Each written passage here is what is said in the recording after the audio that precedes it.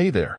Tonight, you're about to discover what it was really like to be one of the most elite soldiers America ever produced. Not through Hollywood, not through video games, and certainly not through the stories that make war look exciting. Because the truth was far slower, far dirtier, and far more exhausting. Tonight, you're becoming a U.S. Army Green Beret during the Vietnam War. Not the legendary version people imagined back home. The real one. The one that woke up every morning soaked in sweat, covered in insect bites, and wondering if it would still be alive by sunset. So before we begin, take a moment to get comfortable. Maybe dim the lights. Turn on a fan if you have one. Because before long, you're going to wish you had one. And if you enjoy these long journeys through history, consider subscribing. I'd also love to know where you're listening from and what time it is where you are. I always enjoy seeing just how far these stories travel. Now, take one slow breath, close your eyes, and imagine you're barely 20 years old. Instead of waking up in your own bed, you wake up thousands of miles from home, somewhere deep inside Vietnam. The year is the late 1960s. The war has already consumed hundreds of thousands of lives, and you've just joined one of America's most respected military units. The Green Berets. Back home, people hear those words and imagine fearless commandos, elite soldiers, masters of survival, men who never panic, men who never quit. Out here, none of that means very much, because Vietnam doesn't care how tough you are. The jungle doesn't care how well you trained, and the enemy certainly doesn't care what badge you wear. Out here, everyone bleeds the same. You slowly open your eyes. Or at least, you think you do. The jungle never really becomes bright. It simply changes from black to a strange green twilight. Towering trees swallow the sunrise long before it reaches the ground. The air already feels impossibly heavy. Not just hot, heavy, like someone has wrapped a warm, soaking wet blanket around your entire body. You take your first breath. Immediately, you smell it. Wet earth. Rotting leaves, mud, gun oil, old cigarette smoke, human sweat, and beneath all of it, the sweet, rotting scent of a jungle that never stops consuming everything inside it. It's a smell you'll eventually stop noticing, not because it disappears, because it becomes part of you. You stay lying still for another moment, not because you're comfortable, because your body doesn't want to move. Every muscle aches. Your shoulders still remember yesterday's heavy pack. Your back feels stiff. Your knees protest before you've even stood up. You slept, if that's really the right word. Sleep here isn't peaceful. It's a collection of short naps, broken apart by insects, strange animal calls, distant artillery, and the quiet fear that someone may already be watching your camp. Nothing ever feels truly safe. You slowly sit up. The canvas cot groans beneath you. Your uniform is still damp. Of course it is. Nothing ever dries here. Not your clothes. Not your boots. Not your blanket. Even the letters from home have started curling at the edges from the constant humidity. Outside, the camp is already coming alive. Someone coughs so hard it sounds painful. A Zippo lighter clicks open. Within seconds, the familiar smell of tobacco drifts through the humid air. Nearby, a military radio crackles with static. Several conversations immediately stop. Everyone listens. Sometimes it's meaningless interference. Sometimes it's new orders. And sometimes it's the news nobody wants to hear. You swing your legs off the cot. Your boots wait exactly where you left them. Still soaked. Still muddy. Still somehow heavier than yesterday. You slide your feet inside anyway. The leather squishes around your socks. Cold, wet, uncomfortable. But after enough weeks, comfort becomes something you barely remember. Outside, your first step disappears into mud. The ground swallows your boot with a loud sucking sound. Roots twist beneath the surface like hidden traps. Puddles stretch across the camp, reflecting almost no sky because the thick canopy above blocks nearly all the sunlight. You instinctively look down at your sleeves. Your boots, your hands, not because you're checking how you look. You're looking for leeches, mosquitoes, ants, anything that decided, while you were asleep, that you looked like breakfast. Sometimes you find them immediately. Sometimes you don't notice until blood begins soaking through your sock. You pull one away, watch the wound continue bleeding, then move on. The strange part isn't the leech. The strange part is how normal it feels. A few weeks ago, this would have disgusted you. Now, it's simply another part of getting ready. That's one of Vietnam's first lessons. Human beings can get used to almost anything, even things they never believed they could endure. Without thinking, you reach for your rifle. It no longer feels like equipment. It feels like another arm. You sleep beside it, carry it everywhere, clean it more often than you clean yourself. Its weight is comforting and frightening. Comforting, because it might keep you alive. Frightening, because it reminds you exactly why you need it. The day hasn't even begun. You haven't stepped into the jungle. You haven't heard a single shot fired. You haven't eaten breakfast. And already, your uniform sticks to your skin. Already, you're exhausted. Already, you're wondering how many hours remain before night finally returns. Then, you look beyond the edge of camp. The jungle waits. Silent, dense, patient. An endless ocean of towering trees, twisting vines, hidden trails, and places where sunlight never quite reaches the ground. It has been here for millions of years. It isn't impressed by elite training. It doesn't care about courage, or rank, or reputation. To the jungle, every soldier is simply another visitor. And before this day is over, you're about to discover something almost every Green Beret eventually learned. In Vietnam, the jungle wasn't just where the war was fought. For many men, the jungle was the war. The first thing you learn is that Vietnam is never quiet. Back home, silence usually means peace. A quiet neighborhood, an empty road, a calm morning. Out here, silence is something to fear, because when the jungle suddenly stops making noise, it usually means something else is moving, something larger, something dangerous, maybe a tiger, maybe an elephant, maybe someone waiting for you. You finish checking your gear, your rifle, extra magazines, grenades, knife, compass, water. Everything has its place. Everything has a purpose. Because forgetting even one small piece of equipment might be the mistake that gets you killed. The patrol begins just after sunrise. Not that you can actually see the sun. The jungle swallows almost every ray of light before it reaches the ground. Even during the middle of the day, everything feels strangely dim. You step beyond the safety of camp. Immediately, the world changes. The familiar sounds of men talking disappear behind you. Now, there's only the jungle. Cicadas scream from somewhere above. Birds call to one another through the trees. Monkeys crash through branches high overhead. Leaves rustle. Branches creak. Water drips endlessly from somewhere you can't see.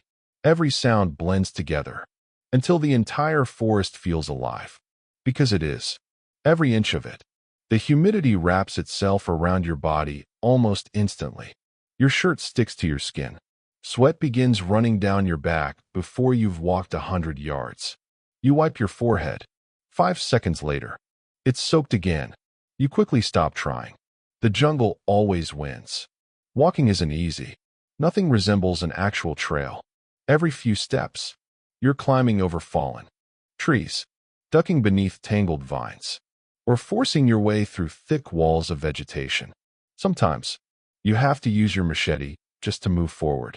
Each swing cuts through another curtain of vines, only for another one to appear a few feet later. The jungle seems determined to erase every path you make. It grows faster than you can walk. Your boots sink into mud. Again and again. Sometimes your foot comes back out. Sometimes your boot doesn't. More than one soldier has stepped forward, only to leave a boot behind, buried somewhere beneath the swamp. You learn to pull carefully, one slow movement at a time. The mud has a way of swallowing anything careless enough to stop. Then come the rivers. Some are narrow enough to jump. Others stretch across your path like slow-moving brown highways. The water looks calm. It rarely is. You can't always see the bottom. Sometimes that's because of mud. Sometimes it's because something else is down there. So you cross carefully, holding your rifle high above the water, trying not to fall, trying not to think about what just brushed against your leg. On the other side, you're wetter than before, which isn't saying much. Your socks were already soaked. So was your uniform. At some point, you stop caring. Everything you own is permanently damp. Everything smells faintly of mildew. The jungle doesn't allow anything to stay dry. Not clothes, not boots, not sleeping bags, not maps. Even metal begins to sweat. You oil your rifle constantly, not because you enjoy cleaning it, because if you don't, the humidity will slowly turn steel into rust. Out here, the weather is fighting you too. The deeper you walk, the smaller the world becomes. Sometimes, you can't see more than 20 feet in front of you. Trees, bushes, vines, everything blends together into endless shades of green. An entire platoon could be hiding nearby, and you'd never know it. That's what makes Vietnam different. Most battlefields let you see danger coming. The jungle hides it. Patiently. Perfectly. Every shadow becomes suspicious. Every snapped twig catches your attention. Every sudden silence makes your heart beat just a little faster. You find yourself staring into the trees, certain you just saw movement. But when you look again, there's nothing there. Maybe it was a monkey. Maybe it was the wind. Or maybe someone just watched you walk past, without ever revealing they were there. Hours pass. Your pack grows heavier. Not because anyone added weight, because exhaustion makes everything heavier. Even your rifle, even your helmet, even your own arms. Your shirt is soaked. Your boots squish with every step. Your hands are stained with mud. Your face is streaked with sweat. You've been walking for hours, and you've barely covered a few miles. That's another thing nobody back home understands. Distance means very little here. A mile through Vietnam's jungle can feel longer than 10 miles anywhere else. Every step has to be earned. Every step demands your attention. One careless footfall, and you could twist an ankle, slide down an embankment, or trigger something hidden beneath the leaves. So you never stop looking down. You never stop looking ahead. And somehow, you also never stop looking behind you. Because the jungle has a strange way of making you feel like you're never truly alone, even when you can't see another living soul. By the time the afternoon arrives, your body is already running on habit, not energy. Habit. One step, another step, another. The jungle keeps going. So do you. Because stopping isn't really an option. Not out here. Not yet. And before this day is over, you're about to discover that the jungle isn't trying to kill you quickly. It's trying to wear you down, one exhausting step at a time. Movies teach you to watch the horizon. In Vietnam, there isn't one. There are no wide-open fields, no distant mountain ridges where you can spot an approaching army. Instead, your world shrinks to a tunnel of green. Sometimes you can't see more than 15 feet ahead. Sometimes, not even that. Every tree looks the same. Every vine hangs like another curtain. Every shadow feels just a little too dark. And somewhere inside all of it, someone may already be watching you. The Green Berets quickly learned that the greatest advantage in Vietnam wasn't bigger weapons. It was invisibility. The Viet Cong and the North Vietnamese army knew this land intimately. Many had grown up here. They knew every stream, every village, every hill, every hidden trail winding through the jungle. Some paths were so narrow, you'd never notice them unless someone pointed them out. Others disappeared completely after a single rainstorm. Yet somehow, the enemy always seemed to know exactly where they led. You begin noticing something strange. The jungle feels empty. Too empty. You've been walking for hours. No villages. No farmers. No children. No voices. Just insects. Birds. And your own breathing. Then you remember something your instructor said before deployment. If the jungle suddenly feels deserted, someone probably wants it that way. Your grip tightens around your rifle. Without realizing it, everyone in the patrol has stopped talking. Nobody ordered silence. It simply happens. Conversation requires attention. Attention is something you can't afford to waste. Every footstep is deliberate. Every branch is pushed aside slowly. Every movement is careful enough to avoid making unnecessary noise. Even your breathing becomes quieter, not because you're afraid, because staying unnoticed becomes instinct. The man walking point raises his fist. Instantly, everyone freezes. No questions, no hesitation, no sound. You kneel exactly where you are.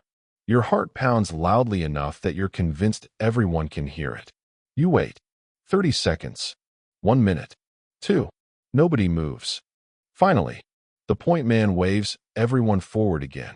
False alarm. Maybe. Nobody ever tells you what he saw. Sometimes, it's better not to know.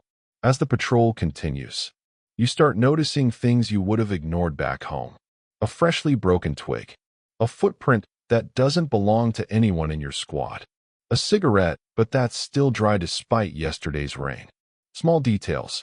Tiny clues. Each one whispers the same possibility. Someone has been here. Recently, Green Berets became experts at reading the jungle. Not because they enjoyed it, because survival depended on it. A bent blade of grass. A disturbed patch of leaves. Mud that looked just a little too smooth. Everything told a story, if you knew how to read it. The trouble was, the enemy knew how to erase those stories just as well. Sometimes they'd walk backward through their own footprints.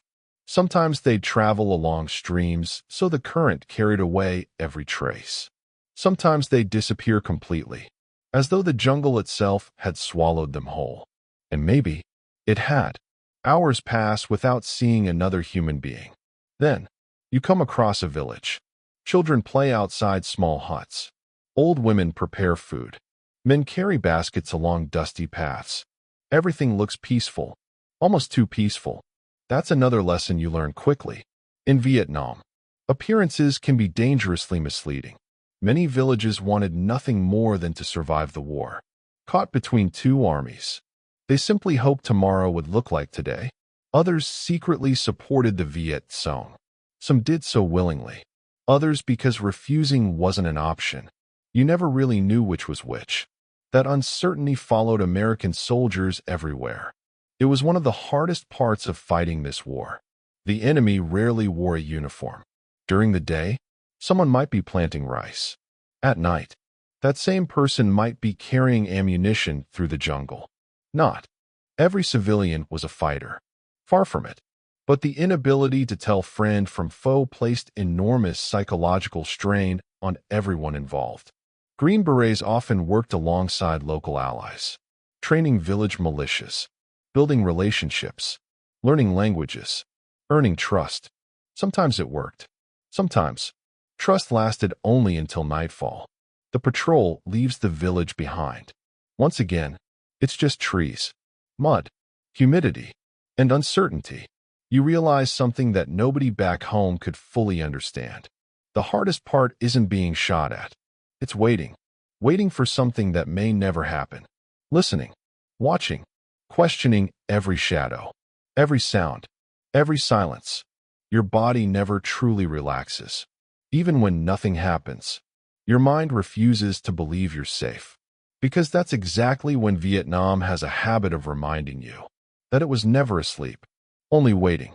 And somewhere beyond the next line of trees, the war is waiting too. The strange thing about Vietnam is that the ground was often just as dangerous as the enemy. You learn that lesson quickly, not because someone lectures you about it, because every man in your patrol walks as though the earth itself can't be trusted. The point man takes one careful step, then another. His eyes rarely look straight ahead. They're fixed on the ground. On leaves, on roots, on patches of dirt that seem slightly out of place. At first, you don't understand why. To you, it all looks the same. Mud, grass, jungle. But after a few weeks, you begin noticing the tiny differences. A branch lying across a path that shouldn't be there. Leaves covering one small square of earth, just a little too neatly. Freshly turned soil. An unusual piece of bamboo. The jungle has started speaking to you, quietly, patiently, and if you fail to listen, it can kill you. The Viet Cong understood something very simple. They didn't always need more soldiers or bigger weapons. Sometimes, all they needed was your next step. Hidden beneath leaves were traps designed to slow patrols, injure soldiers, and force entire units to stop moving. One wounded man could delay an entire mission. Several men would have to carry him. Others would provide security. Medical evacuation might become necessary. One simple trap could disrupt dozens of soldiers. Many of these devices were remarkably simple. Sharpened bamboo stakes hidden inside concealed pits. Tripwires stretched across narrow trails. Booby traps built from discarded artillery shells or grenades. The jungle became a weapon, one that never needed sleep, never ran out of ammunition, and never stopped waiting. You begin walking differently. Each step becomes deliberate, slow, measured. You're no longer hiking. You're investigating every inch of ground before trusting it with your weight. Nobody rushes. Nobody wanders off the trail. Even experienced Green Berets knew confidence could become dangerous. The point man suddenly raises his fist. Everyone freezes. Again, your heart immediately begins pounding. The silence feels louder than the insects. Nobody speaks. Nobody even shifts their feet. The man kneels carefully. He brushes away a few leaves with the tip of his knife. Then everyone sees it.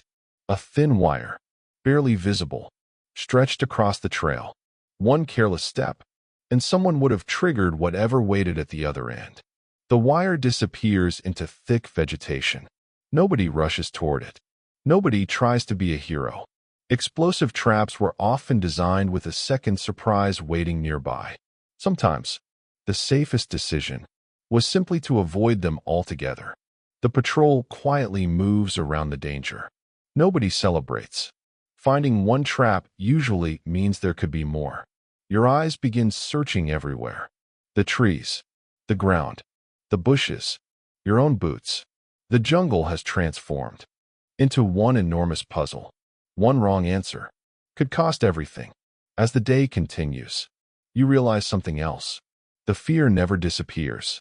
It simply changes. Back home, people imagine soldiers charging toward gunfire. In reality, much of Vietnam was spent walking, watching, waiting, thinking. The anticipation wore men down long before combat ever started. Your body remains tense for hours. Your shoulders tighten. Your neck aches. Every unexpected sound makes your pulse jump. Every snapping branch forces your head around. The mind wasn't built to stay this alert forever. Eventually, fatigue begins making decisions for you. You blink a little longer than you should. Your attention drifts for just a second. Then you catch yourself. Because one distracted moment is all the jungle needs. The Green Berets trained relentlessly for this environment. They learned tracking, navigation, ambush tactics, survival skills, languages, medical treatment, demolitions. They were among the most versatile soldiers anywhere in the world. But Vietnam had a way of humbling everyone. No amount of training could stop the rain, or the mud, or the insects, or the uncertainty. Every patrol reminded you that nature itself had joined the war. By late afternoon, your legs ache. Your shoulders burn beneath the weight of your pack. Your socks feel like wet towels wrapped around your feet. Sweat stings your eyes. Your canteen water is warm enough to make you miss cold tap water back home. Yet nobody complains. Not because things aren't miserable, because everyone already knows they are. Words won't change it. You keep walking, one careful step after another, watching the ground, watching the trees, watching the men around you, because somewhere ahead, hidden beneath thousands of ordinary-looking leaves, the next danger may already be waiting. And in Vietnam, the deadliest weapon wasn't always a rifle. Sometimes, it was simply the place where you chose to put your foot. Before you enter the jungle, you have to carry everything you might need to survive inside it. Food, water, ammunition, medical supplies, explosives, radio equipment, extra clothing, and whatever personal items you refuse to leave behind. It sounds manageable until someone places all of it on your back. Your pack is already waiting when you return from breakfast. It sits on the ground, wide, heavy, and packed so tightly that the straps look ready to break. You stare at it for a moment, not because you're confused, because you know exactly how it will feel. The moment you lift it, your shoulders will begin hurting. Within an hour, the straps will rub your skin raw. By the end of the patrol, every step will feel like you're carrying another man through the jungle. But you lift it anyway. There is no argument, no complaint, no lighter option. Everything inside that pack exists for a reason, and somewhere beyond the perimeter, you may need every single piece of it. You kneel beside the pack and begin checking your equipment. Water comes first. You carry as much as you can, but never as much as you want. In Vietnam, water is everywhere. It falls from the sky, collects in puddles, flows through streams, floods rice paddies, soaks your clothes, fills your boots. And still, finding water you can safely drink is never guaranteed. The water in your canteen is already warm. It tastes faintly of metal, plastic, and purification tablets. It doesn't refresh you. It simply keeps your body functioning. You drink because you have to, not because you enjoy it. Next comes food. See rations packed inside small cans. Meat that barely resembles meat. Beans floating in grease. Crackers hard enough to survive almost anything. Instant coffee. Sugar. Chewing gum. Sometimes, if luck is on your side, a small tin of fruit. The meals are heavy, awkward, and rarely appetizing. But hunger changes your standards. After hours of moving through the jungle, even cold canned food can feel valuable. You pack every ration carefully, not because you're looking forward to eating it, because you don't know when the next supply helicopter will arrive. Then comes ammunition, magazine after magazine. Each one is inspected, loaded, placed inside a pouch. You carry enough to survive a firefight, while knowing that no amount ever feels sufficient. A magazine doesn't seem heavy when you hold it by itself. Neither does a grenade, or a canteen, or a ration tin. But war is built from small weights. One item becomes 10, 10 become 50, and before long, your body is carrying more than it was designed to hold. You attach grenades to your web gear. Their metal bodies press against your chest. They click softly when you move. You don't like that sound. Any unnecessary noise in the jungle feels dangerous. So you secure them tightly. You check the pins, then check them again. You carry a knife, a compass, a flashlight, spare batteries, a poncho, medical dressings, insect repellent that never seems to repel enough insects, foot powder that will become wet paste within hours, extra socks that will be soaked before the day is over. Every item promises relief.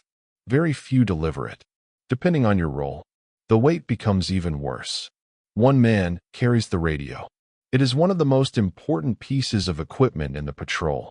It connects you to artillery, air support, medical evacuation, and the distant world outside the jungle.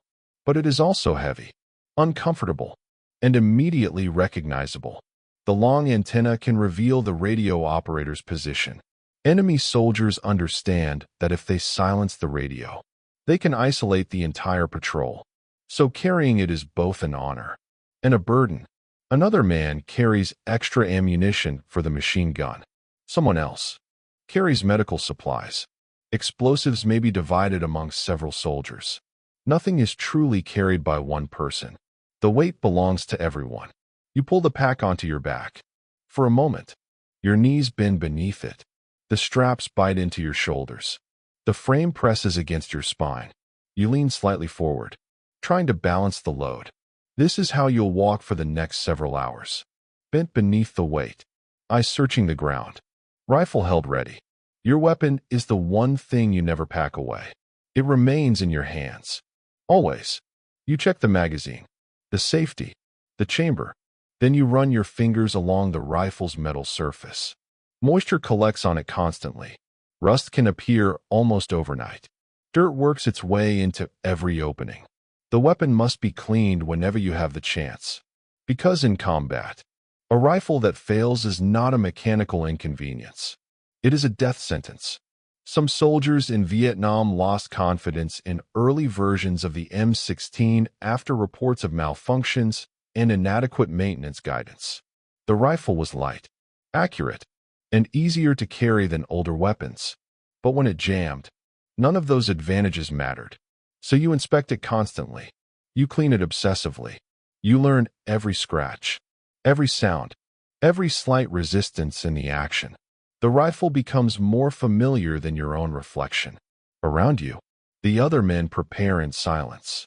Each person follows the same private ritual. A strap tightened, a magazine checked, a photograph placed inside a pocket, a cigarette tucked behind an ear, a letter from home folded carefully beneath a shirt. Those small personal objects weigh almost nothing, and yet, they may be the heaviest things anyone carries. A photograph reminds you that there is still another world, a place with clean sheets, cold drinks, dry clothing, people who wake up without checking the ground for traps. You carry those memories because they give you something to return to, but they also remind you of everything you might lose. The patrol leader moves down the line. He inspects each man. Weapons, radios, equipment, water. No speeches, no dramatic final words. Just quiet confirmation that everyone is ready. Or at least, as ready as anyone can be. You shift the pack again. It doesn't help. The weight settles deeper into your shoulders. Your lower back already aches. You haven't walked a single mile. But this is the reality of being an elite soldier. Training may teach you how to fight. It may teach you how to navigate, how to survive, how to lead. But training cannot make 80 pounds feel light. The only way to carry it is to keep moving. The point man begins walking. One by one, the patrol follows. The camp slowly disappears behind you. Soon, there are no tents, no vehicles, no familiar voices. Only the narrow path ahead. The pack pulls against your shoulders with every step. Your rifle grows heavier in your hands. Sweat begins soaking through your uniform. And as you move deeper beneath the trees, you understand something that people back home rarely see. A soldier doesn't enter battle carrying only a weapon. He carries food, water, ammunition, fear, responsibility, the lives of the men beside him, and the hope that everything on his back will be enough to bring him home. The Green Berets did not come to Vietnam simply to fight alone. Their mission was more complicated than that. They were there to train others, to organize local forces, to build defenses, to gather intelligence, and in many cases, to live beside the people they were expected to protect. This meant that the men walking with you were not always American. Some were South Vietnamese soldiers. Others belonged to local defense groups. Many came from ethnic minority communities living in the remote highlands. Among the most important were the Montagnards. The name came from a French word meaning mountain people, but that single label covered many different ethnic groups, each with its own traditions, languages, and history. Many lived in small villages far from the cities, places surrounded by mountains, dense forest, and land that had become strategically important to both sides. The Green Berets often worked closely with these communities.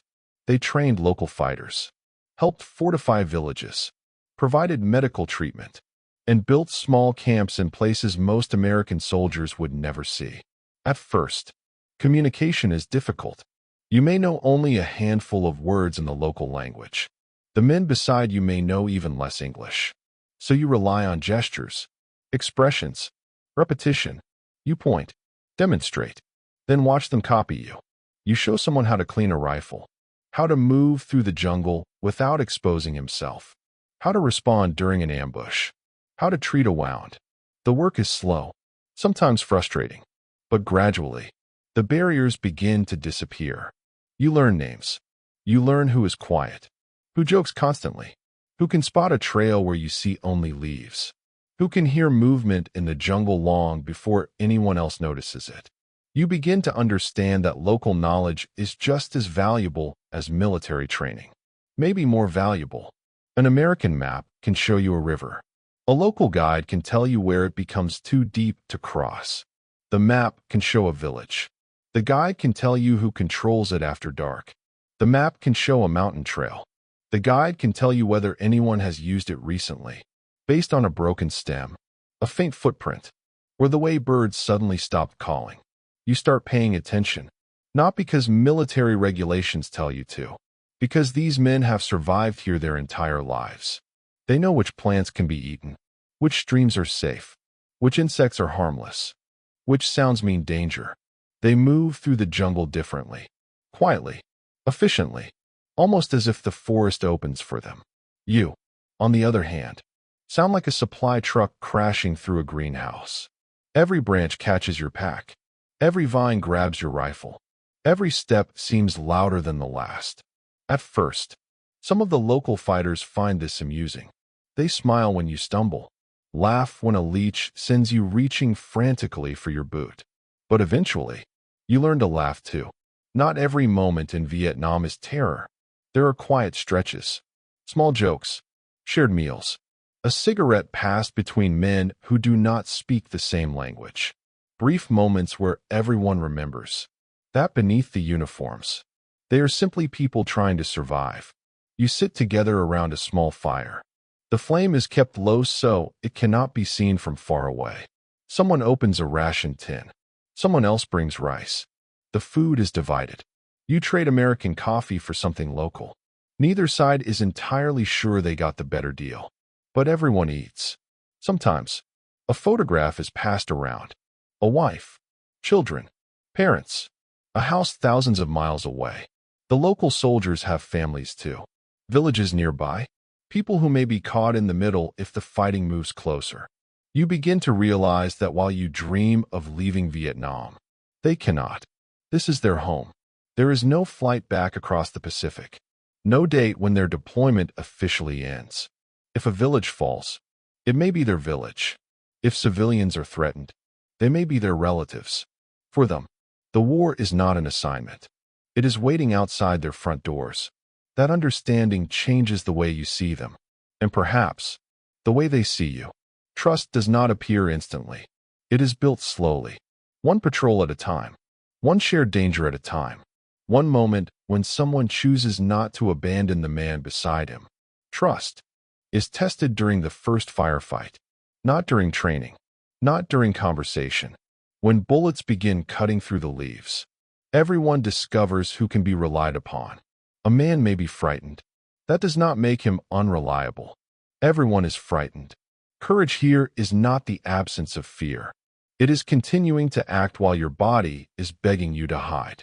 You see local fighters move toward gunfire to help a wounded American. You see Americans expose themselves to protect men they barely knew weeks earlier. These moments create bonds that language never could. Afterward, nobody needs to explain what happened. You were there.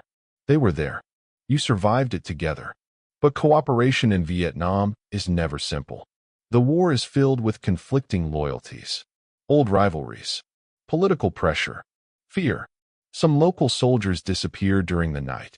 Others may pass information to the enemy, sometimes because they support them, sometimes because their families have been threatened, sometimes because survival requires choosing whichever side appears strongest that week. You learn not to judge too quickly, but you also learn not to trust blindly. That balance is exhausting. You depend on the men beside you, yet part of your mind keeps asking questions. Who do they speak to after dark? Where do they go when they leave camp? Why did the enemy seem to know your route? Suspicion can protect you, but too much of it can destroy the relationships your mission depends on. The Green Berets often lived inside that uncertainty. They needed trust to operate, yet trust could make them vulnerable. So they observed, listened, built relationships, and accepted that certainty was something Vietnam rarely offered. As the weeks pass, you become closer to some of the local fighters than you expected. You recognize their footsteps, their voices, their habits. You know who snores, who keeps extra food hidden in his pack, who always checks his weapon twice before sleeping. Then one morning, someone is missing. Maybe he was transferred. Maybe he returned to his village. Maybe he was killed on a patrol you were not part of. In war, people can disappear from your life without warning. There is rarely time to process it. Another mission begins. Another man takes his place in the line. But you remember him. His jokes. His face. The way he pointed out a hidden trail that saved hours of walking.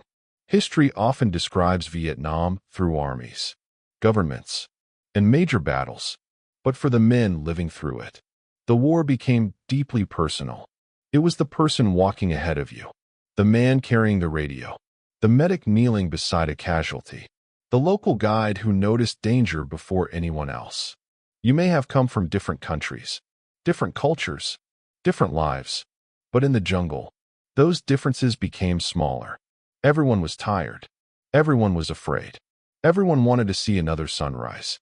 And when the shooting began, the uniform mattered less than the person wearing it, because survival depended on one simple belief, that the man beside you would not leave you behind. Night doesn't bring relief. It brings uncertainty. During the day, at least you can see a few feet in front of you. At night, the jungle becomes something else entirely, a place where every shadow feels alive. The patrol returns to camp just before sunset. Everyone is exhausted. Your shoulders ache. Your boots are soaked. Your uniform feels as though it's been glued to your skin. All you want is to lie down. But the work isn't finished. Not even close. Before anyone rests, weapons must be cleaned. You sit beneath a dim lantern. Field strip your rifle. Every moving part is coated with moisture, dust, or fine red mud. You wipe each piece carefully. Run an oily cloth over the metal. Inspect the chamber. Check the magazine. Reassemble everything. Then check it again. Because tomorrow, this rifle may be the only thing standing between you and death. Around camp, everyone follows the same routine. Some men clean equipment.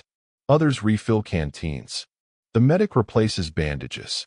Someone quietly repairs a torn backpack strap. Nobody wastes movement. Energy has become a valuable resource. Dinner arrives. Another sea ration. Cold. Heavy. Predictable. You open the can with a small metal key. Beans. Processed meat. Crackers that somehow manage to stay dry despite everything else being soaked. You eat without complaining. Mostly because you're too hungry to care.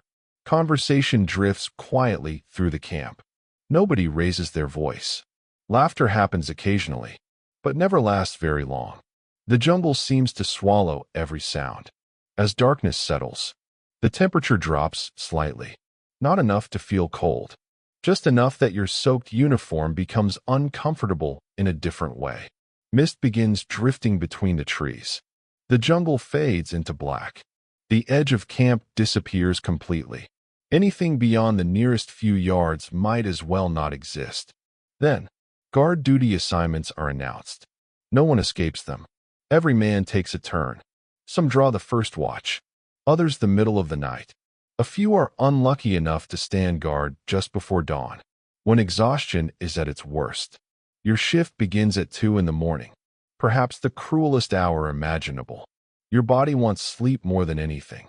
Instead, you pick up your rifle and walk toward the perimeter. The darkness is almost complete. Moonlight rarely reaches the ground through the thick canopy overhead. You can barely make out the shape of the man you're replacing. He whispers quietly. Nothing to report. You nod. He disappears into the darkness behind you. Now, you're alone. At first, everything sounds loud. Crickets, tree frogs, the distant call of birds you've never seen. Leaves brushing against one another. Water dripping from somewhere unseen. Gradually, those sounds become background noise. Your ears begin searching for something different. Something that doesn't belong. A footstep. A whisper. The metallic click of a weapon. A branch breaking under too much weight. Your eyes constantly scan the darkness. The problem is, your imagination never stops working. Every tree stump resembles a crouching soldier. Every hanging vine becomes a human silhouette. Every shifting shadow looks like movement. You stare. Blink. Look again. Nothing. Your pulse slowly settles. Then, a bird suddenly explodes from the undergrowth. Its wings beat violently against nearby branches. You nearly raise your rifle. Your heart pounds so hard. You can feel it in your throat. The bird vanishes. The jungle grows quiet again. You let out a slow breath. Nobody laughs. Everyone has done the same thing. More than once. Hours crawl by. Time moves differently during guard duty. 5 minutes feels like 30. 30 minutes feels like an eternity. You fight to stay awake. Blinking becomes dangerous. Your head begins to nod. You immediately straighten up. Walk a few steps. Sip warm water from your canteen. Anything to keep yourself alert. Fatigue becomes another enemy. One that whispers. Just close your eyes. Only for a second. But everyone knows stories. A sentry falls asleep. Someone slips through the perimeter. The camp wakes to gunfire. Whether every story is true doesn't matter. You believe them anyway. Then, something changes. The insects stop. Not gradually. All at once. Silence. Complete. Unnatural. Silence. Every hair on your arm stands up. You've spent enough time here to know what that often means. The jungle has noticed something. And when the jungle notices something, so do you. You tighten your grip on the rifle. Listening. Waiting. Nothing. 30 seconds pass. Then, a minute. Still nothing. Slowly, the insects begin calling again. One by one, the jungle exhales. So do you. Perhaps it was a wild pig. Perhaps a monkey. Perhaps nothing at all. Or perhaps someone was watching the camp, deciding tonight wasn't the right night. You'll never know. That's one of Vietnam's greatest frustrations. Most fears are never confirmed. They simply linger, living quietly inside your mind. Eventually, another soldier approaches. Your replacement. You whisper. Nothing to report.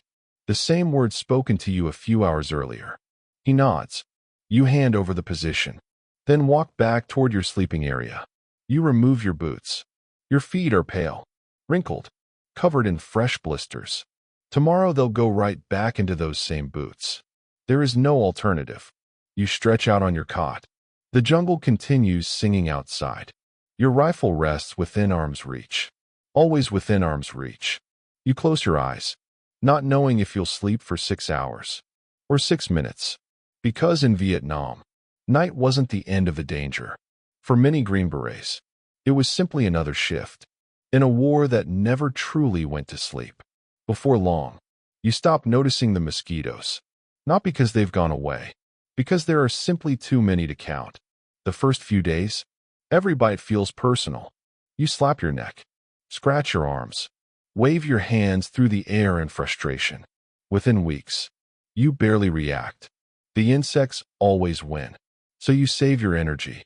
Vietnam is home to millions of them. Mosquitoes, sandflies, ants, ticks, bees, spiders, centipedes, creatures so small they seem insignificant. Until they aren't. The mosquitoes arrive first. Always. They find every patch of exposed skin. Your wrists, your ears, your neck, even through your uniform. They somehow manage to reach you. You smear insect repellent across your face. The chemical smell burns your nose. It helps. A little. For an hour or two. Then the sweat washes it away. And the mosquitoes return, hungrier than before. Everyone scratches. Constantly. Arms, legs, shoulders.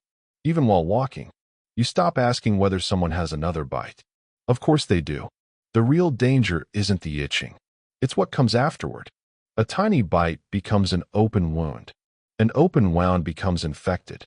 Out here, something as ordinary as a scratch can become a medical problem. The medics clean cuts as best they can. Antibiotics exist, but supplies don't always arrive when you need them. And some infections move faster than medicine.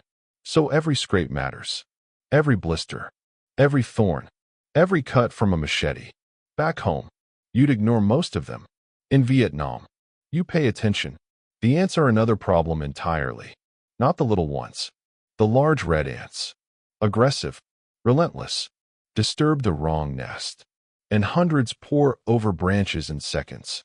They crawl inside your sleeves, down your collar, into your boots. Their bites burn like tiny sparks against your skin. You dance. You curse. You brush them away as fast as you can. Meanwhile, everyone else laughs. because next time, it will be someone else. Then there are the spiders. Some are no bigger than a fingernail. Others stretch across entire trails. Massive webs appear overnight, strong enough to stop you in your tracks. The point man walks straight through them. The unlucky soldier behind him gets the spider. Nobody enjoys being second in line. Snakes are different. They rarely want anything to do with you. Most disappear long before you ever notice them. But occasionally, you freeze, because a branch beside your boot isn't a branch at all. A snake lies perfectly still, camouflaged so well. You wonder how many others you've already walked past without seeing. You back away slowly. The snake remains motionless. Neither of you wants a fight. The jungle has enough problems already. Leeches become part of your daily routine. You stop, counting them. One clings to your ankle. Another hides behind your knee. One somehow reaches your waist beneath your clothing. You pull them off. Blood continues trickling from the wound long afterward. At first, it bothers you. Eventually, you simply wipe the blood away and keep walking. No one has time to stop for every leech. But perhaps the greatest enemy isn't any single insect or animal. It's what they do to your mind. Every itch becomes suspicious. Every crawling sensation sends your hand searching instinctively. Sometimes something is really there. Sometimes it's only your imagination. You feel a tickle on your neck. You reach for it immediately. Nothing. 5 minutes later, you do it again. Then again. Soon, your own nerves begin playing tricks on you. Even lying in your cot, you swear something is crawling across your arm. You brush it away. Nothing. You close your eyes. A moment later, the sensation returns. The jungle follows you into your thoughts. Some Green Berets joked that Vietnam belonged to the insects, and humans were merely passing through. There was more truth in that joke than anyone liked to admit, because no matter how elite you were, how well-armed, or how experienced, you could never defeat the jungle's smallest inhabitants. You could only endure them. As another patrol begins, you tighten your sleeves, pull your collar a little higher, check your boots one last time. You know it won't make much difference. Within an hour, something will have bitten you. Something will have crawled across your skin. Something will have reminded you that in Vietnam, you were never truly alone. Not for a single moment. Not even when the enemy was nowhere to be seen. The rain never asked permission. It simply arrived. One moment. The jungle is unbearably hot. The air hangs so heavily around you that breathing feels like work. Sweat pours from your face. Your uniform sticks to your skin. Every step feels like walking through warm soup. Then, without warning, the sky opens. Not a gentle shower. Not the kind of rain that cools everything down. This is tropical rain. Violent. Relentless. A solid wall of water crashing through the jungle with a roar loud enough to drown out conversation. Within seconds, you're soaked. Not damp. Not wet. Soaked. Your helmet overflows. Water runs down your sleeves. Your boots fill almost immediately. Every piece of clothing you own becomes twice as heavy. You stop trying to stay dry. It's impossible. The rain wins every single time. Someone pulls on a poncho. Another man doesn't bother. Either way, everyone ends up drenched. The trails disappear beneath flowing water. Small streams become rivers. Dry ground becomes mud. Mud becomes something closer to quicksand. You plant your foot. It sinks halfway to your knee. You pull. Nothing. You pull harder. With a loud sucking sound. Your boot finally comes free. The man behind you laughs. 5 minutes later, the exact same thing happens to him. Nobody laughs then. The patrol slows to almost a crawl. Every hill becomes dangerous. Wet roots turn into slippery ladders. One careless step, and you're sliding several yards downhill, taking anyone behind you along for the ride. You grab branches whenever you can. Sometimes they hold. Sometimes they snap. Landing face first in the mud becomes so common that eventually no one even comments on it. You simply stand up, wipe enough mud from your face so you can see again, and keep walking. The rain changes everything. Footprints disappear within minutes. Trails vanish. Maps become soggy.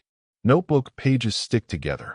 Letters from home curl into unreadable lumps of paper. Even matches become precious.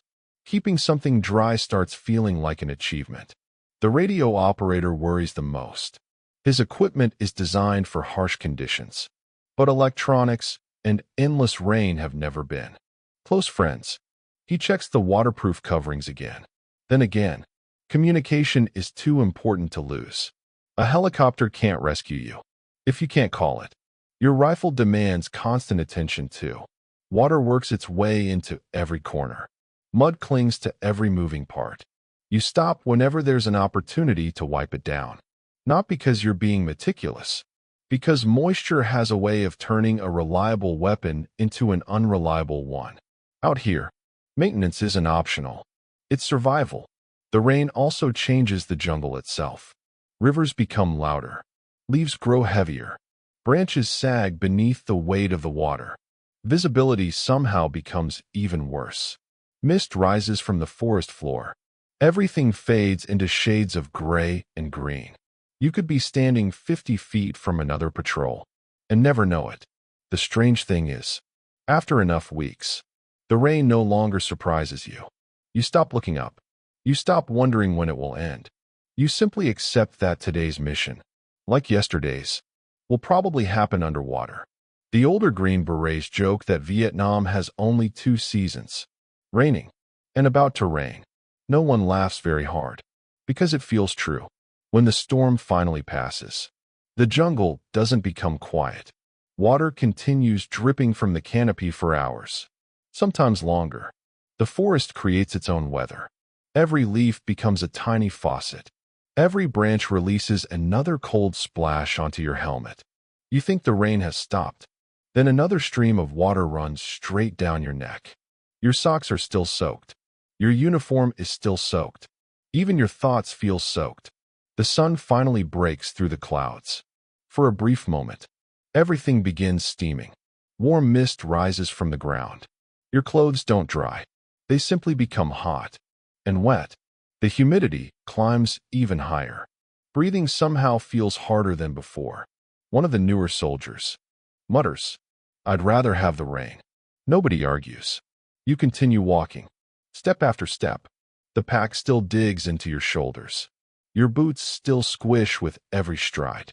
The jungle still stretches endlessly ahead. Then it hits you. The rain isn't just weather. It's another obstacle. Another enemy. Another force shaping every decision you make. When historians describe the Vietnam War, they often speak about battles, commanders, or strategy. But every Green Beret remembers something much simpler. The feeling of never being dry. Not for a day. Not for a week. Sometimes. Not for months. Because in Vietnam, the rain didn't just fall from the sky. It became another soldier in the war. And unlike everyone else, it never needed to sleep. Back home, breakfast smells like bacon, fresh coffee, toast, maybe eggs sizzling in a pan. In Vietnam, your morning starts differently. It begins with the scratch of a match, the metallic pop of a can, and instant coffee, mixed with water that's never quite hot enough. You don't eat because you're hungry. You eat because your body demands fuel. The army calls them sea rations, meals designed to survive warehouses, cargo ships, and months in tropical heat. If they can survive all of that, they can probably survive anything. Unfortunately, so can the taste. You reach into your pack. Every can feels heavier than it should, not because of the food inside, because you've already been carrying it for miles. Breakfast might be chopped ham, or beans, or beef slices floating in thick gravy. Sometimes it's better than expected. Most of the time, it isn't. You stab the contents with a spoon. Cold, greasy, dense. You eat anyway. Calories matter more than flavor. Around you, the patrol does exactly the same. Nobody complains. Nobody compliments the meal either. Conversation usually revolves around one question. What did you get? One soldier trades peaches for crackers. Another swaps coffee for peanut butter. Someone always seems willing to exchange whatever they have for almost anything else. Small trades become a daily ritual. Tiny victories. inside a place where victories are hard to find. The crackers are famous, not because they're delicious, because they're nearly indestructible. They survive rain, humidity, being crushed inside a backpack. Sometimes they seem harder than the jungle itself. You joke that if you ever run out of ammunition, you could probably throw one hard enough to hurt somebody. Nobody laughs very loudly, mostly because they're too busy trying to chew them. Instant coffee becomes surprisingly valuable, not because it tastes good. It doesn't, but it's warm, and warmth, even for a few minutes, feels comforting. You pour the powder into your cup, add heated canteen water, stir. The result is bitter, weak, slightly metallic, yet somehow, it's still the best part of breakfast. For a few minutes, the smell almost reminds you of home. Almost. Lunch isn't much different, if you stop long enough to eat it all. Sometimes there's no proper meal, only quick bites while moving. A spoonful here, a cracker there. You learn to eat fast, very fast. The jungle isn't a restaurant. Stopping too long in one place can be dangerous. Smoke from a cooking fire can be seen. Noise can travel. Even the smell of food may attract unwanted attention. So meals become practical, not enjoyable. Practical. By evening, you're hungrier than you've ever been in your life. Hours of climbing hills, crossing rivers, and carrying heavy equipment have burned through everything you ate. You open another ration, another can, another handful of crackers. You don't care that you've eaten the same meal 3 times this week, or 10 times. Hunger lowers expectations. A full stomach, even briefly, feels like luxury. Fresh food occasionally arrives. By helicopter. Fresh fruit, bread, sometimes even hot meals. When it happens, the entire camp changes. Men smile more, talk more, move faster. A single fresh orange can become the highlight of an entire month. One bite, sweet, juicy, cold. For a few seconds, you forget where you are.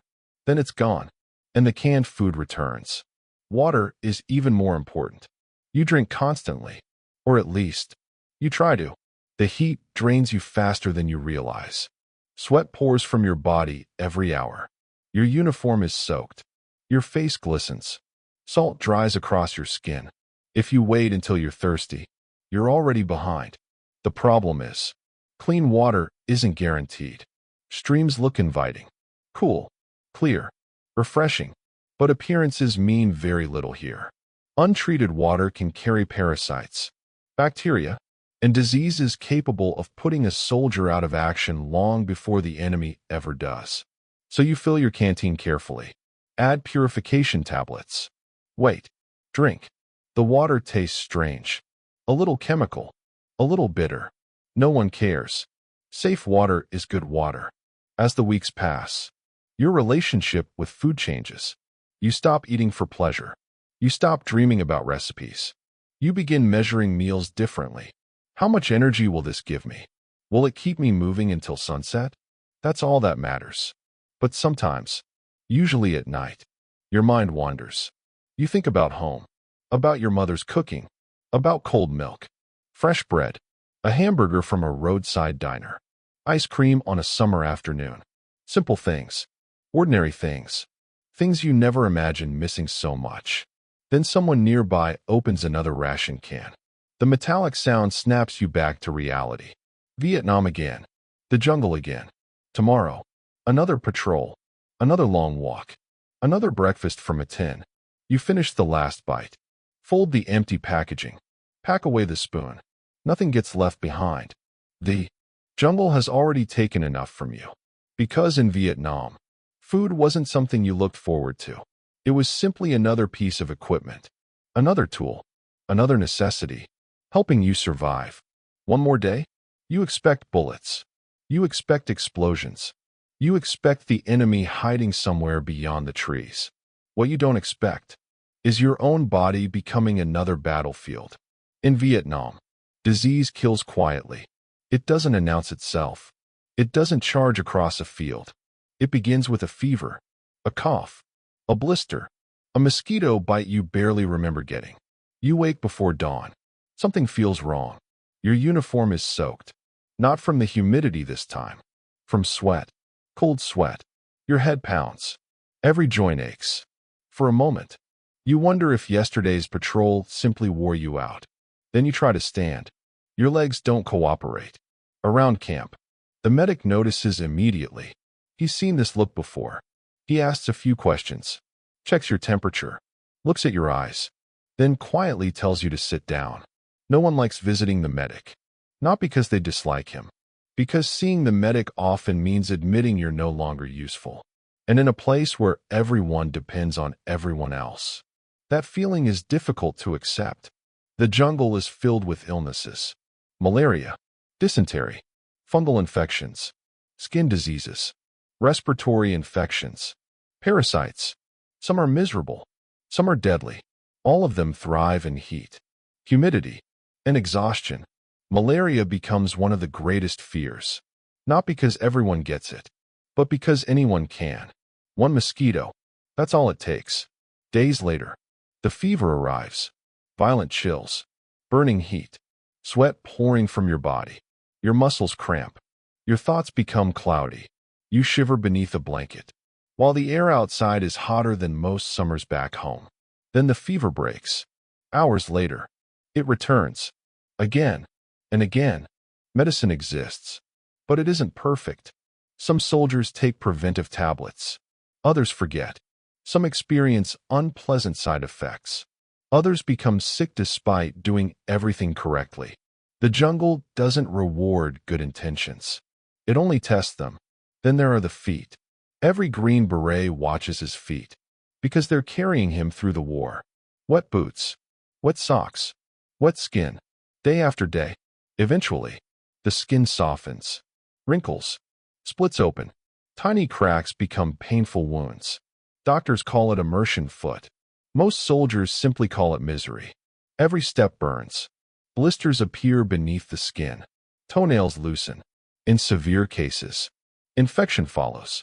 You begin checking your feet every evening. Not because about it. Everyone eventually does. Bad water. Contaminated food. Poor sanitation. One mistake, and your body empties itself until you can barely stand. Weakness follows.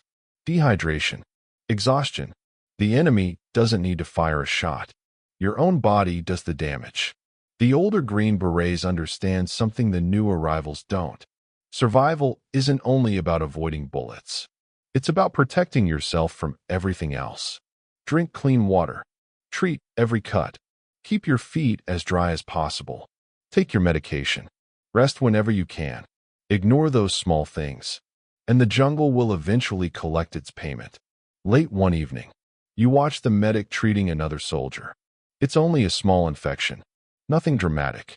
He cleans the wound carefully, applies fresh bandages, checks for swelling. The entire process takes less than 10 minutes. Watching him, you realize something. In Vietnam, medicine isn't about comfort. It's about buying another day, another patrol, another sunrise, another chance to make it home. Because in this jungle, death doesn't always arrive with gunfire. Sometimes, it arrives quietly, hidden inside a mosquito, a blister, or a wound so small, you almost forgot it was there. When people imagine the Green Berets in Vietnam, they often picture small teams, alone, deep inside enemy territory. And much of the time, they were. But even the best-trained soldiers eventually need help. When that moment comes, everyone looks to the sky. The radio operator becomes one of the most important men on the patrol. He doesn't carry the heaviest weapon. He isn't usually the first man through the jungle. But without him, the team is cut off from the rest of the world. His radio is enormous, heavy enough to make every hill feel twice as steep. Metal, batteries, antenna, spare batteries carried by other members of the patrol. Every ounce matters, but nobody complains about the weight, because everyone knows someday they may need that radio to save their lives. Most days, the operator checks in at scheduled times. Short transmissions, simple reports, location, status, nothing dramatic. The fewer words spoken, the better. Long radio conversations can reveal your position. Discipline matters. Sometimes, the signal comes through perfectly. Other times, the mountains block it, or the jungle swallows it. You move a few steps. Nothing. You climb a hill. Still nothing. You hold the antenna higher. Wait. Static. Then, finally, a voice. Weak. Crackling. But there. Everyone breathes a little easier. Helicopters become your lifeline. You hear them long before you see them. That unmistakable rhythm. Whoop. Whoop. Whoop. The sound rolls across the jungle. Sometimes it brings supplies. Sometimes fresh troops. Sometimes it carries away the wounded. The first sight of a helicopter often brings relief. But it also brings danger. The enemy can hear it too. A helicopter cannot quietly slip into the jungle. Its arrival announces itself for miles. Landing zones are rarely ideal. You search for any opening large enough. A clearing, a riverbank, a bomb crater. Sometimes engineers prepare them. Often, nature provides nothing at all. Branches have to be cut, tall grass flattened, smoke thrown to mark the location. Then everyone waits, listening, watching, knowing the helicopter is now committed. Once it starts coming in, there are very few second chances. The noise grows louder. Leaves begin whipping through the air. Dust rises. Loose branches fly everywhere. The rotor wash feels like standing inside a storm. The helicopter barely touches the ground. Sometimes, it never fully lands. The skids hover inches above the earth. There isn't time for perfection. Men jump out. Others jump in. Supplies are thrown onto the ground. Casualties are loaded aboard. The entire exchange may take less than a minute. Then it's gone, vanishing back above the trees. The silence afterward feels strange, almost unnatural. If someone is badly wounded, those 60 seconds become the longest minute of everyone's life. The medic works continuously, applying pressure, stopping bleeding, checking breathing, keeping the wounded soldier talking. Anything to keep him conscious until the helicopter arrives. Every minute feels borrowed. Sometimes, the helicopter makes it. Sometimes, bad weather keeps it away.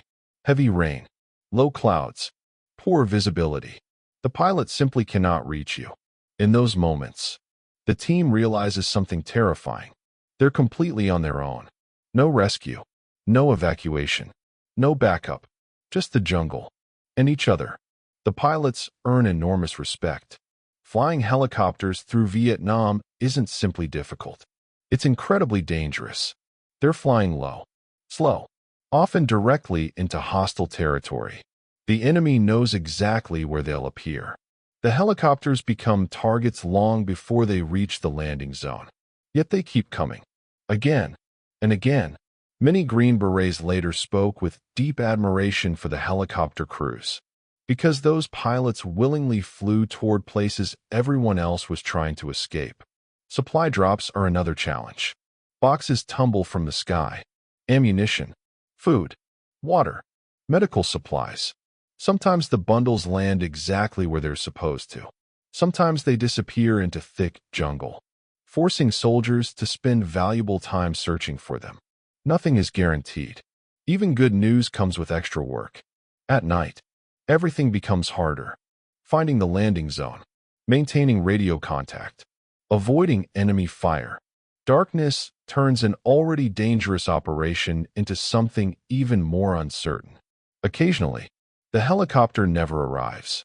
Fuel, mechanical problems, changing priorities, weather, war rarely follows. A schedule, the patrol shoulders its packs, checks its weapons, and keeps moving. No complaints, no dramatic speeches, just quiet acceptance. Because that's what Green Berets learned to do. Adapt, improvise, continue.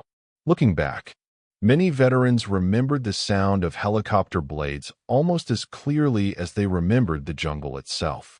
It became the soundtrack of Vietnam. Sometimes it meant hope, sometimes heartbreak, sometimes it carried friends home, sometimes it carried them home under very different circumstances. Every time you heard those rotors, you looked up, wondering who they had come for this time, and silently hoping it wouldn't be you. The enemy wasn't always wearing a uniform. Sometimes The jungle itself seemed determined to stop you. Maps gave you an idea of where you were.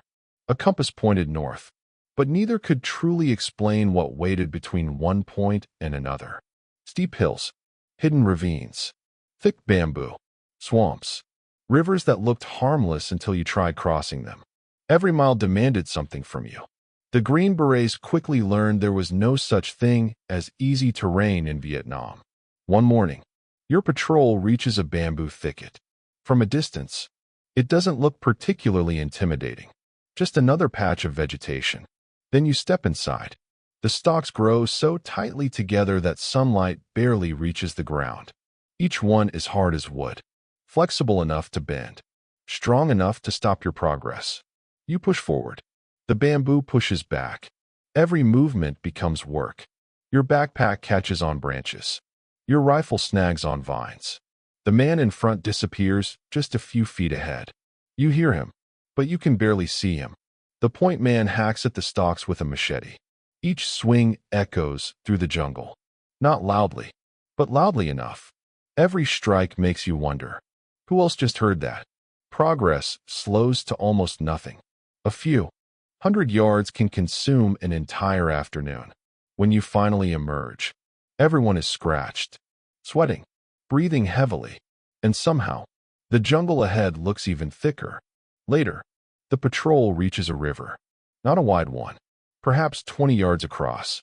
The current doesn't appear particularly strong. Appearances, once again, mean very little. The first man steps in carefully. The water immediately reaches his knees, then his waist. The current pulls harder than expected. He plants each foot deliberately, testing every step before committing his weight. The riverbed is covered in smooth stones. One slip, and the current can carry away both man and equipment. Rifles are held high above the water. Radios receive extra protection. No one wants to imagine explaining that the team's only radio disappeared downstream. Halfway across, the water reaches your chest. Your backpack feels heavier than ever. Each step requires concentration. You aren't thinking about the enemy anymore.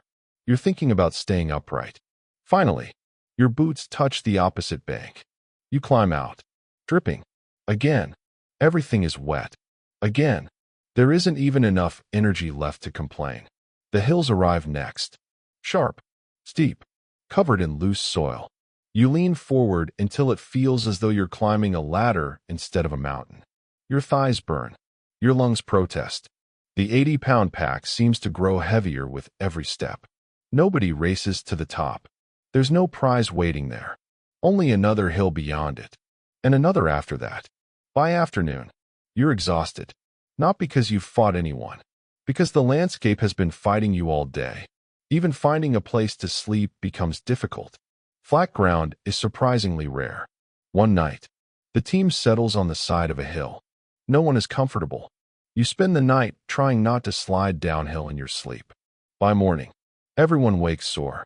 No, one feels rested. But daylight means moving again. The jungle doesn't care how tired you are. Visibility constantly changes.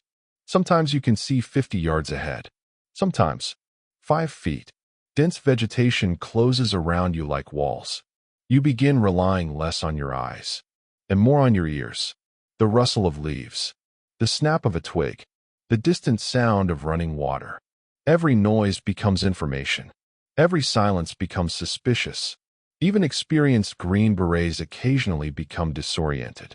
The jungle has a way of making every direction feel identical. Trees blend together. Hills repeat themselves. Streams twist unexpectedly. Without careful navigation, it would be frighteningly easy to walk in circles. The local guides often prove invaluable. A nearly invisible trail, a broken branch, a slight depression in the ground. Details that seem meaningless to outsiders tell an entire story to someone who knows the land. Watching them work feels almost unbelievable. They read the jungle, the way others read a newspaper. As evening approaches, your patrol finally reaches a small ridgeline. For the first time all day, you can see beyond the trees. Layer upon layer of green hills stretches toward the horizon. Beautiful, peaceful, almost untouched. Looking at it, it's difficult to imagine a war unfolding beneath that endless canopy. Then you remember, it isn't peaceful. It only looks that way. Somewhere below, other patrols are moving. Helicopters are flying. Villages are living through another uncertain day. The war continues. Whether you can see it or not, you shoulder your pack once more. Adjust the straps digging into your shoulders. Take another step forward. Because in Vietnam, the landscape wasn't simply where the war happened. For the Green Berets, it was one of the most relentless opponents they would ever face. Not every mission involved gunfire. In fact, many of the most important ones didn't. The Green Berets weren't sent into Vietnam simply to fight. They were sent to build relationships, to train, to advise, to earn trust. Because winning a war, at least in theory, required more than defeating an enemy. It required convincing ordinary people that your side offered a better future. That proved far more difficult than anyone expected. You arrive at a small village just after sunrise. Smoke rises from cooking fires. Children pause their games to watch. Dogs bark. Older villagers stand quietly outside their homes. Nobody rushes toward you. Nobody smiles immediately. They simply watch, trying to understand why you've come. The first few visits are always cautious. The language is different. The customs are different. Even simple gestures can be misunderstood. A handshake means one thing to you, something entirely different to someone else. The Green Berets learn quickly. Listen more than you speak. Observe before acting. Respect matters. Small acts matter. Removing your boots before entering a home. Accepting tea when it's offered. Taking time to learn someone's name. None of it appears in military manuals. Yet all of it can determine whether people see you as a guest or an outsider. Many Green Berets spend months working alongside the same villages, helping establish schools, organizing medical clinics, repairing wells, improving defenses, training local militia to protect their own communities. Some days, their rifle remains slung across their shoulder from sunrise until sunset, never fired. Instead, they spend the day teaching, showing someone how to safely handle a rifle, how to patrol, how to build a defensive position, how to recognize an ambush before it's too late. Teaching becomes just as important as fighting, perhaps even more so. The medical clinics leave lasting impressions. The team medic treats children with infections, bandages cuts, examines elderly villagers, distributes medicine whenever supplies allow. People begin arriving from neighboring villages. Some walk for hours, not because they're interested in the war, because someone is finally offering medical care. For many families, it's the first time they've ever seen trained medical personnel. Those moments remind you that war isn't only fought between soldiers. Entire communities are caught in the middle. Children still need food. Parents still need medicine. Farmers still need to harvest their crops. Life doesn't stop, even when conflict surrounds it. But trust remains fragile. A village that welcomes you today may seem distant tomorrow, not because the people have changed, because they're trying to survive. Many families live under constant pressure. Government officials arrive one week, communist guerrillas the next. Each side demands loyalty. Choosing incorrectly can have devastating consequences. So many villagers learn another skill, saying as little as possible. It's difficult to blame them. You begin realizing that courage takes many forms. Sometimes it's charging into combat. Sometimes it's simply protecting your family through another uncertain week. Language barriers slowly fade. You memorize common phrases, greetings, directions, expressions of thanks. Your pronunciation isn't perfect. It probably never will be. But people appreciate the effort. A smile crosses someone's face. A child laughs gently at your accent. For a brief moment, the war feels very far away. The Green Berets also discover that knowledge flows both directions. They're teaching military skills. The villagers are teaching survival. Which plants are safe to eat? Which trails flood during heavy rain? Where dangerous snakes are commonly found? How to recognize weather before the first clouds appear? The jungle has been these people's home for generations. No military handbook can replace that experience. Over time, some friendships become genuine. You celebrate small festivals together, share meals, exchange stories through interpreters. Photographs are taken, names are remembered. When it's finally time for your team to leave, the goodbye feels surprisingly difficult. You hadn't expected that. War has a strange way of bringing people together, even those born on opposite sides of the world. Looking back, many Green Berets remembered these relationships more vividly than specific firefights. Because battles eventually end, smoke clears, gunfire fades, but the memory of someone offering you a meal, welcoming you into their home, or trusting you enough to call you a friend can last a lifetime. In Vietnam, the Green Berets discovered that not every victory could be measured on a battlefield. Sometimes, the most meaningful victories were built one conversation, one lesson, and one act of kindness at a time. Every Green Beret carried a backpack. Everyone expected that. What most people never saw was the weight that couldn't be measured. Not the rifle, not the ammunition, not the radio. The invisible weight, the one you carried in your mind. It begins slowly. One patrol, then another week, another month. Every day demands the same level of concentration. Every sound could matter. Every decision could save or cost a life. Eventually, your mind stops relaxing. Even when there's nothing happening, you wake before sunrise. Not because someone shook your shoulder, because your body has forgotten how to truly sleep. Every unfamiliar sound pulls you awake. A snapping twig, a distant helicopter, a bird taking flight. For a split second, your heart races. Then you realize it's nothing.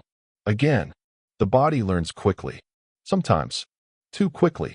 You start noticing small changes. Conversations become shorter. Not because you dislike the men around you, because everyone is tired. Deeply tired.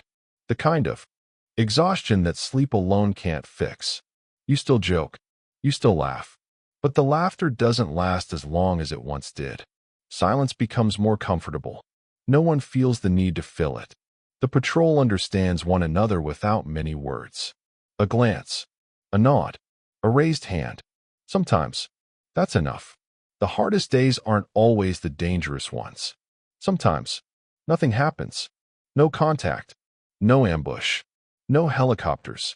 Just hours of walking, watching, waiting. The uncertainty slowly wears you down. You begin expecting danger, even when none appears. Then, on the rare occasions you return to a larger base, something feels strange. There are generators humming, voices everywhere, music playing from a nearby radio, people walking casually across open ground. It almost feels too normal, too loud, too exposed. You catch yourself scanning rooftops, looking toward tree lines that aren't there, checking exits without thinking.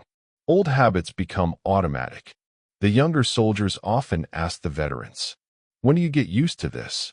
The older men usually smile. Not because they have an answer, because they don't. You don't get used to danger. You learn to function despite it. There's a difference. Mail from home helps. Sometimes, a letter arrives, your name written across the envelope. You recognize the handwriting immediately.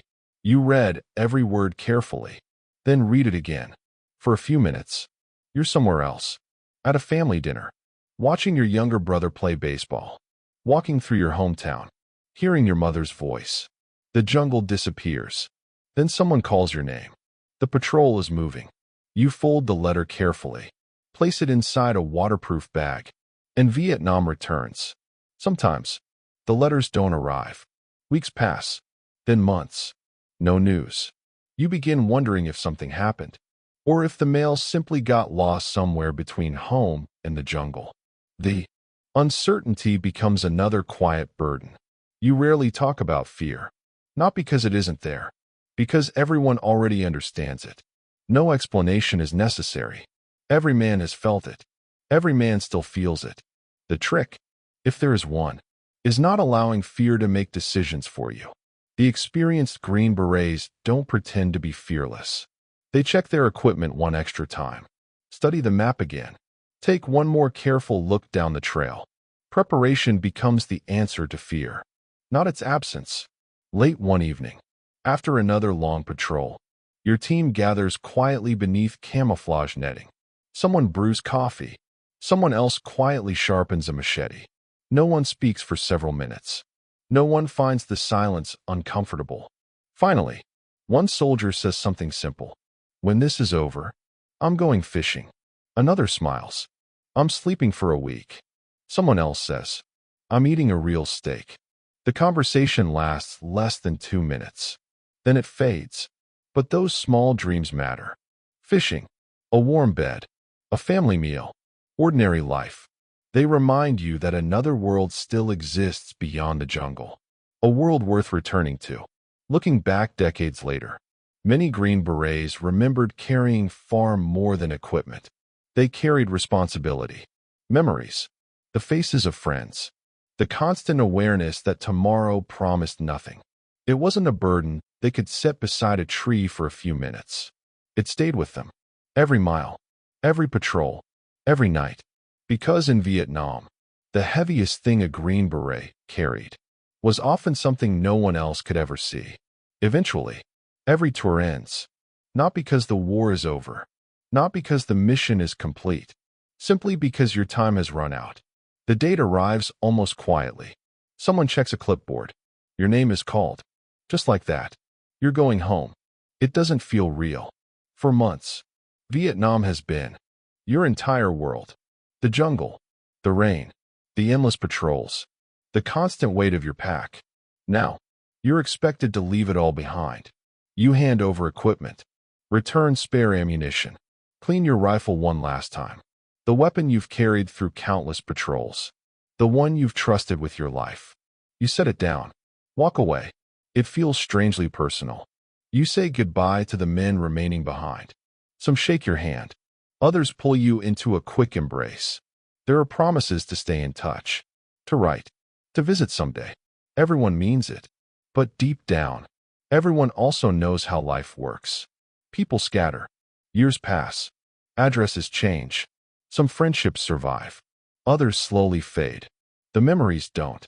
A helicopter lifts you away from the camp. For the first time in months, you look down at the jungle instead of up through it. From above, it looks peaceful. An endless green blanket stretching toward the horizon. Beautiful. Almost impossible. No scars are visible from this height. No trails. No hidden bunkers. No villages living between opposing forces. Just trees. It feels impossible that so much suffering could exist beneath something so beautiful. The flight reaches a larger base. Then another. Eventually, an airplane waits. It's louder, faster, cleaner. Air conditioning hums softly. The seats are comfortable. Someone offers you coffee. It almost feels like another lifetime. Hours later, the aircraft touches down. Home. Or at least, what used to feel like home. People move quickly through the airport. Families embrace. Children laugh. Businessmen hurry toward taxis. Life has continued without you. The world didn't pause. You expected that. Still, it's strange to witness.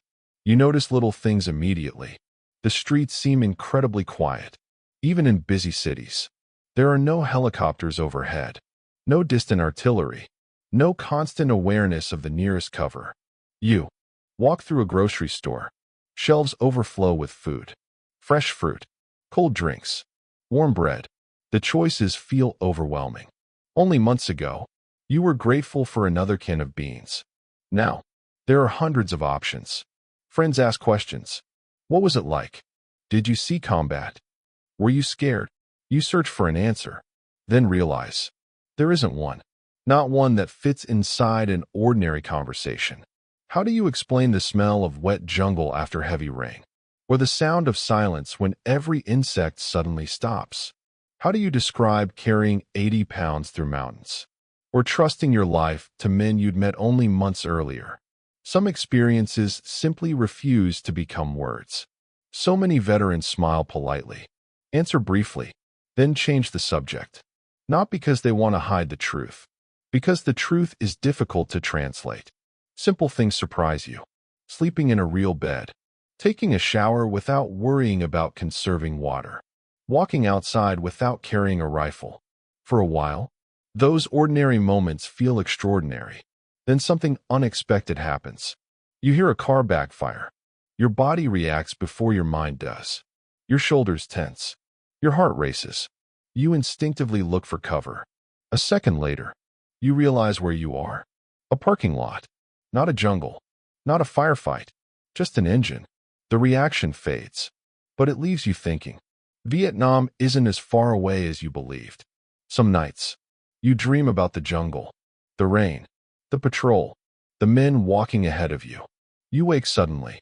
The room is quiet. Safe. Yet for a few moments, you're still there.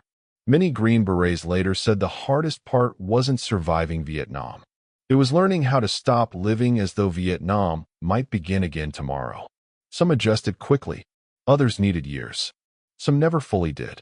Yet despite everything, many veterans also remembered moments of extraordinary pride. The villages they helped protect. The friendships they built. The teammates who never stopped looking out for one another. The impossible situations they somehow survived together. Those memories remain too. Not every memory of war was painful. Many were simply human. Looking back decades later, the Green Berets often described Vietnam with mixed emotions.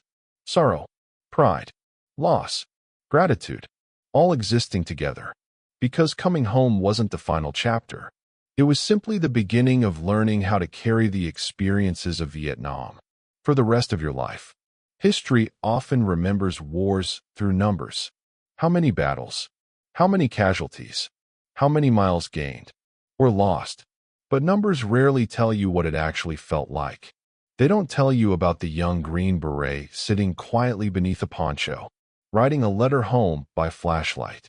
They don't tell you about the medic who treated a frightened child in a remote village, or the radio operator carrying an extra 40 pounds, knowing every patrol depended on his voice reaching someone miles away. History remembers campaigns. The men who lived them remember people. The Green Berets who served in Vietnam came from every corner of America. Big cities, small farming towns, mountain communities, coastal neighborhoods. Some had joined for adventure, others for purpose, some because military service had become a family tradition. No two stories were identical, yet the jungle eventually gave them something in common, an understanding that few outside the war would ever fully share. Special forces had existed before Vietnam, but it was Vietnam that introduced the Green Beret to much of the world. People saw photographs of men wearing distinctive green headgear. Small teams operating deep inside hostile territory, training local forces, working alongside allies, adapting to missions that changed from one week to the next. Their role was different from many conventional units. Success wasn't measured only by territory captured. Sometimes, success meant a village that remained safe, a local force capable of defending itself, or valuable information gathered without firing a single shot. It demanded patience, flexibility, and trust, perhaps more than anything else. The Green Berets often worked in teams so small that every individual mattered. If one man became injured, everyone's responsibilities changed. If one man made a mistake, everyone paid the price. That kind of dependence creates something difficult to describe. Not friendship alone. Something deeper, a bond built through shared hardship, shared danger, shared survival. Decades after the war, many veterans still gathered for reunions. The conversations rarely began with medals or famous operations. Instead, someone remembered a joke, a ridiculous meal cooked over a tiny stove, a helicopter pilot who somehow landed in impossible conditions, a teammate who always snored. Someone else remembered a village elder, or a child who insisted on practicing English every afternoon. The memories that survived weren't always dramatic. Often, they were surprisingly ordinary, because ordinary moments become extraordinary when they happen in extraordinary places. Vietnam also left difficult questions behind, questions historians continue discussing today. Questions veterans themselves sometimes answer differently. Military strategy, political decisions, the overall purpose of the war. Reasonable people continue debating them. What remains far less debated is the dedication of the individuals who served.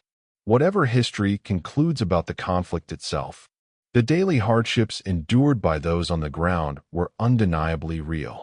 The rain, the disease, the exhaustion, the uncertainty, those experiences belong to the soldiers, regardless of politics. Today, many former Green Berets are grandfathers, great-grandfathers, teachers, mechanics, doctors, business owners, retirees enjoying peaceful mornings that once seemed almost unimaginable. Some speak openly about Vietnam. Others rarely mention it. Both choices deserve respect. Every veteran carries their memories differently. Museums preserve uniforms, photographs, weapons, maps. Visitors pause in front of glass displays, reading dates, studying faded equipment. It's valuable, important, but those objects tell only part of the story. The real history exists inside the experiences of the people who carried them, the men who walked those muddy trails, who shared those sleepless nights, who came home carrying memories invisible to everyone else. As the years pass, their first-hand stories become even more precious, because each one adds another piece to history that no document can fully capture. Not the feeling of endless rain, not the sound of helicopters echoing through the valleys, not the quiet understanding shared between teammates who survived another patrol together. Those things live inside personal memory, and personal memory eventually becomes history. So when people hear the words, Green Beret, many imagine elite soldiers, special training, difficult missions. All of that is true, but behind every Green Beret was simply another human being, someone who felt fear, who missed home, who laughed with friends, who hoped to survive long enough to see family again. Someone who discovered that courage was rarely the absence of fear. It was choosing to keep moving, despite it. And perhaps that is the greatest legacy the Green Berets left behind. Not merely the missions they completed, but the quiet resilience they demonstrated. One patrol, one village, and one ordinary day at a time. The jungle is quiet now, not because it has changed, but because decades have passed. The trees have continued growing. The rivers still wind through the valleys.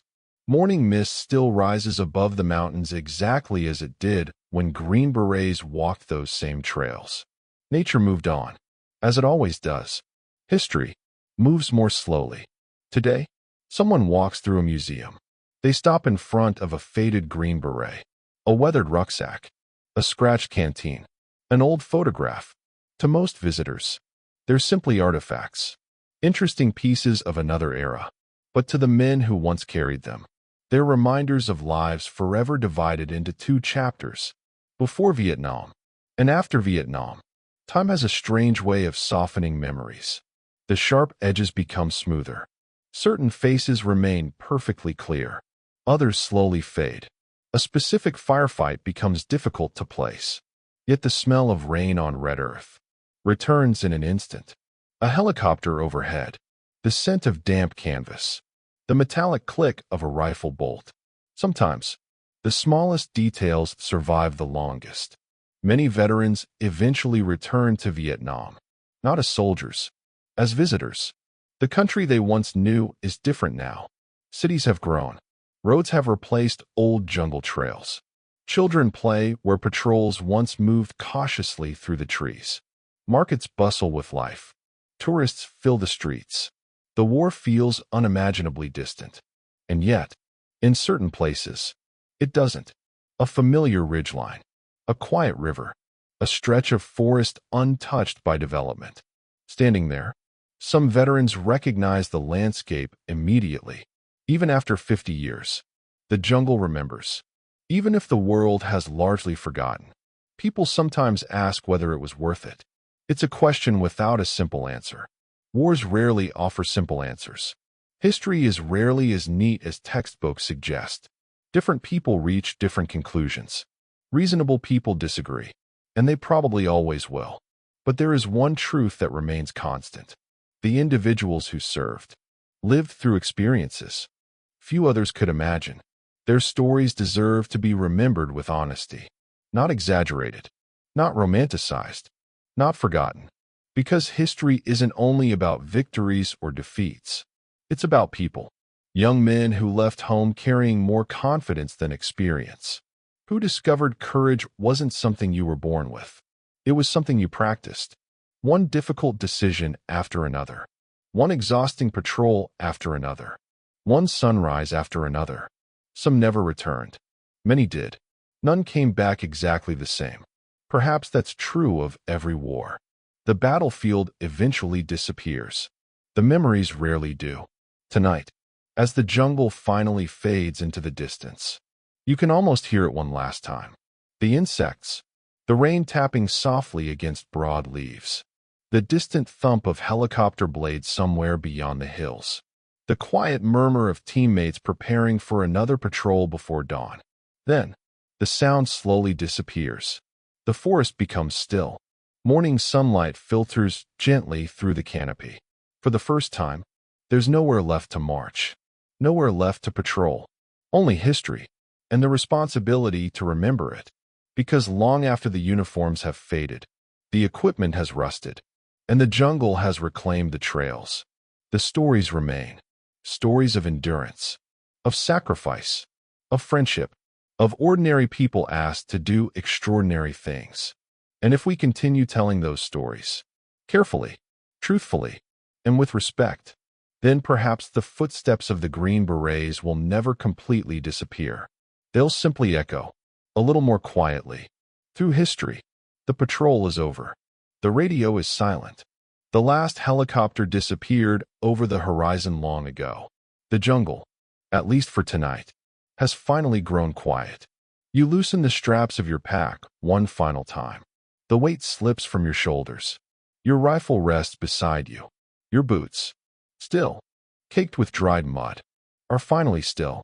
Above the canopy, the stars begin appearing, one after another, far brighter than they ever seemed back home. For a little while, there is no mission, no map to follow, no river to cross, no hill waiting beyond the next bend. Only the cool night air and the steady chorus of the forest. You think about the journey you've taken, the endless rain, the crushing heat, the insects, the long patrols, the villages, the helicopters, the friendships, the moments of fear, the moments of laughter, the ordinary conversations that somehow became unforgettable. History often remembers wars through dates, through maps, through victories and defeats. But the people who lived them remember something else entirely. The smell of damp earth after a storm, the weight of a backpack carried for miles, the comforting sound of a familiar voice on the radio, the simple relief of watching another sunrise. Those small moments are often the ones that last the longest. If you've stayed with this story until now, perhaps you've gained a better understanding of what life was truly like for a U.S. Green Beret in Vietnam. Not just the battles, but the waiting. Not just the danger, but the endurance. Not just the mission, but the humanity behind it. Because history is never only about famous names. It's about ordinary people living through extraordinary circumstances. Before we quietly leave the jungle behind, it's worth remembering those who never returned, those who did, and the families whose lives were forever changed by the conflict. Their experiences deserve to be remembered with honesty, studied with curiosity, and treated with respect. Now, the campfire has burned low. The insects continue their endless song. A gentle breeze moves through the trees. Somewhere in the distance, water flows over smooth stones, exactly as it did decades ago. The jungle carries on, and so does history. Thank you for spending this time here. Now, close your eyes. Let your breathing slow. Allow the sounds of the jungle to drift farther and farther away. Leave the patrol behind. Leave the rain behind. Leave the heavy pack beside the trail. Rest knowing that, for tonight, your watch is over. Good night. If someone asked you what it was like to be a U.S. Green Beret in Vietnam, you could tell them about the jungle, the rain, the unbearable heat, the endless insects, the 80-pound pack, the sleepless nights, and every one of those things would be true. But they still wouldn't understand. Not completely, because the experience wasn't defined by any single hardship. It was the accumulation of thousands of ordinary moments. One careful step across a muddy trail, one quiet conversation around a campfire, one letter from home read until the paper began to wear thin, one more sunrise that meant, against the odds, you had survived another day. The Green Berets who served in Vietnam were not superheroes. They were young men asked to perform extraordinary tasks in one of the most demanding environments imaginable. They became teachers, advisors, medics, radio operators, linguists, negotiators, and when necessary, fighters. They adapted because the mission demanded it. They endured because the men beside them depended on it. And they carried those experiences long after the war itself became history. Today, the jungles of Vietnam remain. The rivers still flow. The monsoon rains still arrive each year. Children laugh in villages where soldiers once walked cautiously through the streets. Time has done what time always does. It has moved forward. But history asks something different of us. Not to relive the past, not to glorify it, simply to remember it honestly. To remember that behind every uniform was a person, behind every photograph, a story, behind every name engraved on a memorial, an entire lifetime that once stretched full of hopes, dreams, and ordinary ambitions. If this journey has done anything, perhaps it has made those stories feel a little closer, a little more human, because history is at its most meaningful, not when it tells us who won or lost, but when it reminds us what people were asked to endure. And that, more than anything else, is what the story of the Green Berets in Vietnam leaves behind. Not a lesson about war alone, but a lesson about resilience, about friendship, about duty, and about the remarkable strength ordinary people can discover when extraordinary circumstances leave them no other choice. The jungle has faded into memory. The patrol has finally come to an end. And now, it's time to let history rest. Thank you for listening. Good night.